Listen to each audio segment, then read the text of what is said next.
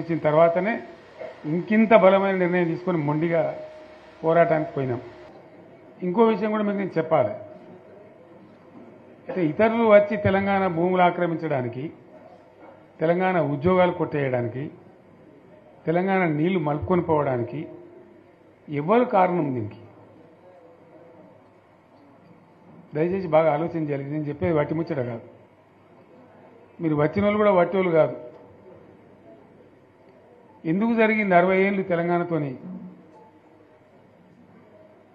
ఈ పరాశకాలు ఎవరు? ఆజ్ఞుడు ఎవడు? దీని కారకులు ఎవరు? ఇది చాలా ముఖ్యమైన విషయం. దయచేసి నేను చెప్పేది వినాలి. మీరు వెళ్ళిన తర్వాత మేమీ గ్రామాలలో చర్చ కూడా పెట్టాలని నేను కోరుతున్నాను. తెలంగాణ ఆగమైపోవద్దు కదా, నబటోని ముందర జారిపడద్దు కదా, మనకు కూడా చీము నెత్తురు పౌరుషం ఉండాలి కదా. ఏం జరిగింది? ఎవడు దీన్ని నాశనం పట్టించినాడు? ఎవడు? కాదు కాదు, మన తెలంగాణ వాళ్ళే. సింపుల్ ముచ్చట కదా. దోపిడీ చేద్దామని వచ్చి చూడు, ఎప్పుడు దోపిడీదారుడే. కానీ వాడిని సర్ది కట్టినాడు ఎవడు? నేను ఉద్యమంలో చెప్పే కదా, కత్తి ఆంధ్ర ఉందే కానీ పొడిచేటోడు తెలంగాణ వాడే. వాస్తవం చెప్తున్నాను నేను మీకు. ఆ రోజు కూడా అదే కథ. తెలంగాణలో గట్టిగా ఉంటే ఆనాడున్న కాంగ్రెస్ నాయకులు సమస్య లేదు, మాది మేము ఉంటామంటే ఎందుకు కలుపుతుంది ఆంధ్రతోని? ఏమక్కడ ఏర్పడుతుండే? మనోళ్ళ యొక్క తెలివి తక్కువతనము, బలహీనతనే మనల్ని జబర్దస్తి కొంతపోయి ఆంధ్రలో కలిపారు. ఆ గోస 60 ఏళ్ళు అనుభవించినాం మనం. ఏం గోస అది నాకు అర్థం కాదు. లేక కాదు కదా. కరెంటుకి ఏం గోస పడ్డాం? ఏం పరాస్కలు ఆడు మనతోని? ఒకడు బట్టలు ఆరేయాలంటాడు, ఇంకోటి అంటాడు. జోకులు మన మీద.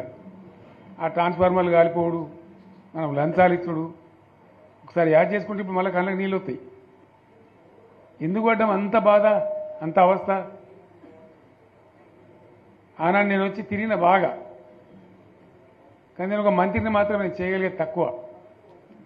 ఉన్నంతలో తిరిగిన మా బడంగపేట చెరువు కానీ, ఏడాకులపల్లి చెరువు కానీ, గొడిగాడిపల్లి చెరువు కానీ కొన్ని పనులేదో చేయగలిగినాం అప్పుడు, చేయగలిగినంతలో.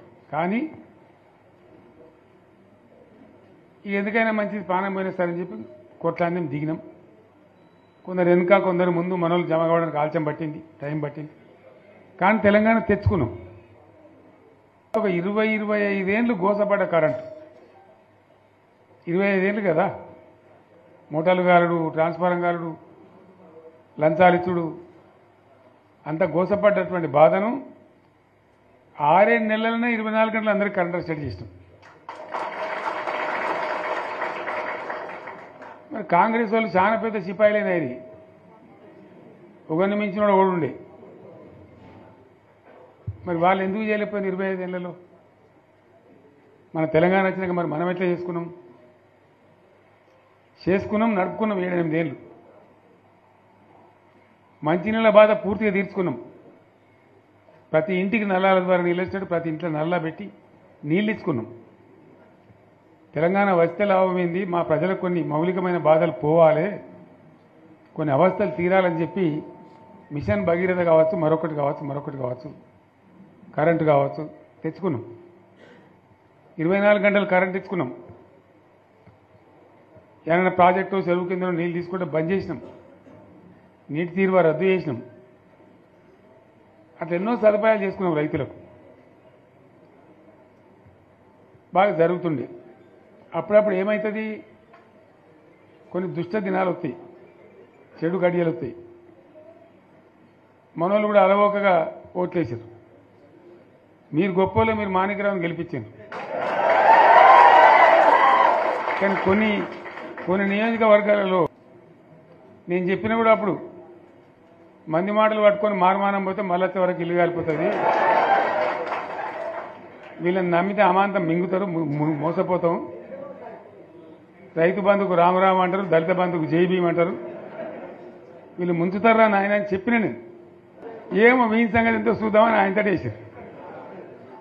ఇరుకపోయారు, బాయిలో పడ్డారు, అయిపోయి ఉన్నాయి అన్ని వీక్. ఇప్పుడు మళ్ళీ మొదటికి వచ్చానా? కైలాసం ఆడలో పెద్ద పాము మింగినట్టు అయింది. మళ్ళీ అంతే కదా, గ్యారంటీగా మంచిగా సంసారం జరుగుతుంది. ఇద్దరు తువ్వకొచ్చినాం, రైతులు ఇంత ముఖం తెలివైతుండ్రి, ఇంత బాకీలు కట్టుకుంటుండ్రి. ఎంతోమంది పాపం సిటీలు వేసుకుందరు, ఏదో వేసుకుందరు. రైతు బంధు పైసలు పడితే ఎంత సంతోషం ఉంటుండే. ఆయన పోయిన ఇప్పుడు గంగలు గడిచిపోయి ఇప్పుడు వాడు ఇత్తడో ఏడో భగవంతుని కనుక ఇచ్చినా కూడా మోసమే. ఏదో మళ్ళీ ఎలక్షన్ కోసం దానికోసం చేస్తారు తప్ప కడుపు నిండా ప్రేమను ఇచ్చేది ఇట్లే ఉంటుందా? మనం ఉన్నప్పుడు కరోనా వచ్చింది. కరోనా వస్తే కూడా నేను రైతు బంధు ఆపలే. కరోనా వచ్చి రాష్ట్రానికి రూపాయి ఆదాయం రాకపోయినా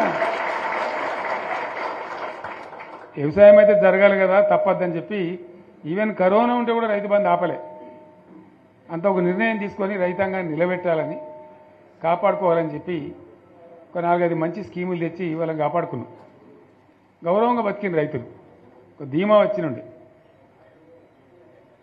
రైతు బీమా పడితే ఎంతమందికి సాయం జరిగింది? గుంట భూమి ఉన్న కూడా మంచిగా సాయం జరిగింది, చిన్న రైతు కూడా సాయం జరిగింది.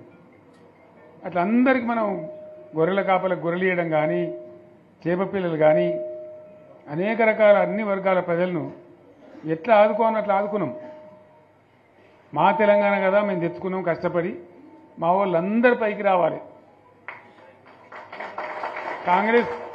కాంగ్రెస్ గవర్నమెంటు, కాంగ్రెస్ పార్టీ మొదటి నుంచి కూడా ముస్లింలు ఓట్లేసుకున్న తప్ప ముస్లింలకు మనం చేసినరా? ముస్లిం మైనార్టీ పిల్లలకు, మన గిరిజన పిల్లలకు, మన ఎస్సీ పిల్లలకు, మన బీసీ పిల్లలకు ఎంత మంచి రెసిడెన్షియల్ స్కూల్ పెట్టుకున్నాం. అందరినీ కూడా ముందుకు తీసుకుపోవాలి. ఇవాళ మన కళ్ళ ముందని నాకు బాధ కలిగేది ఏంటంటే, చిన్న వర్గాల ప్రజలు కాన్వెంట్ స్కూళ్ళలో చదివించలేరు, వాళ్ళ పిల్లలు కూడా బాగా చదవాలని చెప్పి ఎస్సీలకు, బీసీలకు, మన గిరిజనులకు, మన మైనార్టీ సోదరులకు గురుకుల పాఠశాలలు పెట్టాం. అద్భుతమైన చదువు చదువుకునే వాళ్ళు. ఇవాళ మొత్తం రోజు బడి పిల్లలు విషాహారము, కడుపు నొచ్చుడు, బాధపడు, పురుగులు అన్నం పెట్టుడు. పిల్లలు వెళ్ళిపోతున్నారు, ఆ స్కూళ్ళ నుంచి ఇళ్ళకి వెళ్ళిపోతున్నారు. తల్లిదండ్రులు కూడా భయపడి తీసుకుపోతున్నారు. ఏం ఘోరం ఇది, నాకు అర్థం కాదు. మళ్ళీ